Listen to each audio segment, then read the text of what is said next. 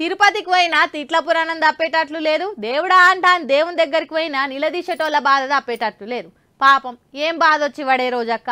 ఎమ్మెల్యేగా హ్యాట్రిక్ కొట్టాలి, జగనన్న రెండోసారి సీఎం కావాలని ఏడుకొండల స్వామికి మొక్కుతందుకు పోయింది మినిస్టర్ రోజా మేడం. ఇక ఆడ కూడా తలిగిరు కొందరు జయ అమరావతి ఉద్యమం చేసేటోళ్ళు.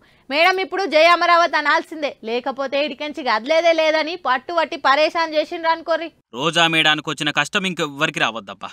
ఆమె ఏడికి పోయినా నిరసనల సెగలే తలుగుతున్నాయట. ఇప్పటికే టికెట్ వస్తుందా రాదా అని ఆమె బాధలాముంటే నడిమిట్ల అమరావతితో లాగమాగం చేస్తున్నారట. ఈసారి నాకే టికెట్ రావాలి దేవుడా, అట్లనే హ్యాట్రిక్ ఎమ్మెల్యేగా రికార్డు కొట్టాలి, మా అన్న జగనాల్ సార్ రెండోసారి సీఎం కావాలని మొక్కేతందుకు తిరుమలంకన దగ్గరకు పోయింది మినిస్టర్ రోజా మేడం. ఇదంతా బానే ఉంది కానీ బయటికి పోతుంటే జై అమరావతి బ్యాచ్లు కలిసి కథంతా కింద మీద చేసిరు. ఒక దిక్కు మేడం జగన్ ఇది చేసిండు అది చేసిండు అని చెప్తుంటే ఇంకో దిక్కు జై అమరావతి జై జై అమరావతి అనుకుంటా చుట్టుముట్టిరట కొందరు శ్రీవారి సేవకులు.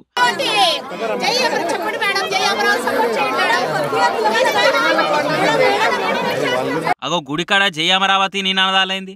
ఇట్లెందుకు చేస్తురన్నా ఎవరు పట్టించుకోలేదట. మా లెక్కన మీరు కూడా జయ అమరావతి అంటేనే ఈడికంచి కదులుతామని సవాల్ చేసిర్రు. ఇది ఎక్కడ గోస ఎంకన్నా అని ఎంకనకు దండం పెట్టుకుంటే తప్ప రోజా మేడానికి వేరే ఆప్షన్ కనవాళ్ళే. ఓ అయ్యా ఇది దేవుని గుడి, ఈడ అమరావతికి జయ అని ఎట్లా అంట.